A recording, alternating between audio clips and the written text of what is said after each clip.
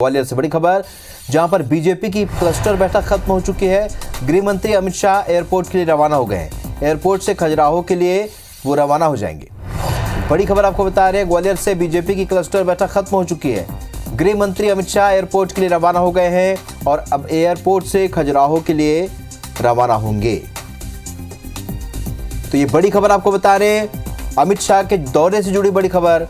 आज अमित शाह का मध्य प्रदेश में अहम दौरा है और क्लस्टर बैठक उन्होंने की है। क्लस्टर बनाया है लोकसभा चुनाव के लिए। बीजेपी ने क्लस्टर का गठन किया है और आज ये पहली बैठक संपन्न हुई है। तो जल्द से जल्द प्रत्याशियों के नाम तय करने की दिशा में आगे बढ़ रही है बीजेपी और इसी वजह से क्लस्टर की आज बैठक हुई है। नासिर गौरी हमारे सहयोगी इस वक्त इस खबर पर ग्वालियर से लाइव जुड़ रहे हैं।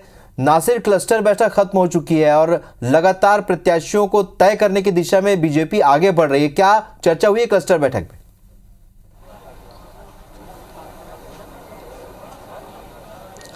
देखिए, क्लस्टर बैठक में सबसे अहम मुद्दा यही निकल के आया। उन्होंने ये कहा है कि कांग्रेस मुक्त बूथ करके चलना है।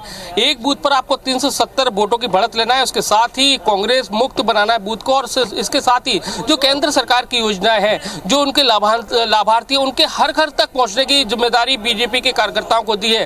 ग्वालियर चंबल संभाग की जो क्लस्टर की जो बैठक थी, लगभग 400 से ज्यादा उसमें पूर्व विधायक, मंत्री और पूर्व मंत्री, इसके साथ ही जो प्रभारी है, क्लस्टर प्रभारी है, जो कोर कमेटी के लोग हैं, वो सभी लोग मौजूद थे।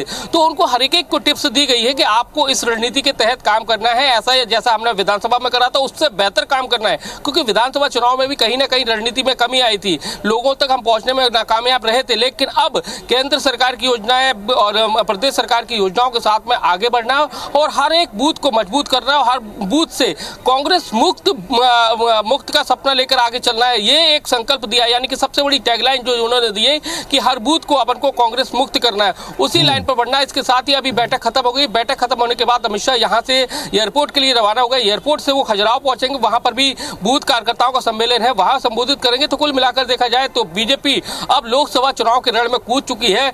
एनालिसिस करना शुरू कर दिया उसने कि कौन प्रत्याशी कौन सी सीट पर उतरेगा, उसके साथ में किस तरह की मेजोरिटी है, किस तरह का जातिगत आंकड़ा है, सभी तरह से वो तैयार है। यानी कि अब ज्यादा लंबा वक्त नहीं लगेगा कि नामों को बाहर आने में कि कौन सी सीट पर कौन सा प्रत्याशी रहेगा। जैसे ग्वालियर चंबल संभाग की अगर बात करें तो 4 लोकसभा सीटें बहुत अहम हैं। हालांकि पिछले एक सीट पर लगातार जो कब्जा था कांग्रेस का था, 2019 में ज्योतिरादित्य सिंधिया हार गए थे, लेकिन अब ज्योतिरादित्य सिंधिया बीजेपी में, तो अब ऐसा भी कयास लगाए जा रहे हैं कि ज्योतिरादित्य सिंधिया ग्वालियर या फिर गुना लोकसभा सीट से उम्मीदवार हो सकते हैं। उसको लेकर भी चर्चाओं का बाजार गर्म है। लेकिन हालांकि इस बैठक में ऐसी कोई चर्चा नहीं हुई है।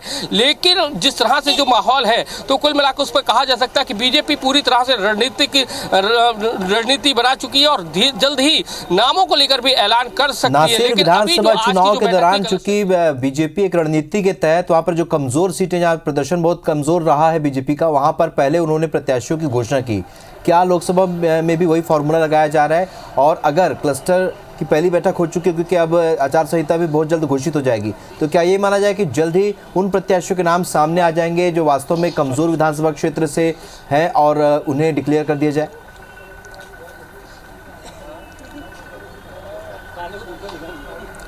देखिए, विधानसभा की रणनीति अलग थी, क्योंकि एक लंबे वक्त से कांग्रेस उन सीटों पर कायम थी, तो उन किलों को ध्वस्त करने का काम कर लिया था, इसलिए उन्होंने पहले से अपने उम्मीदवारों की घोषणा कर दी थी। लेकिन अब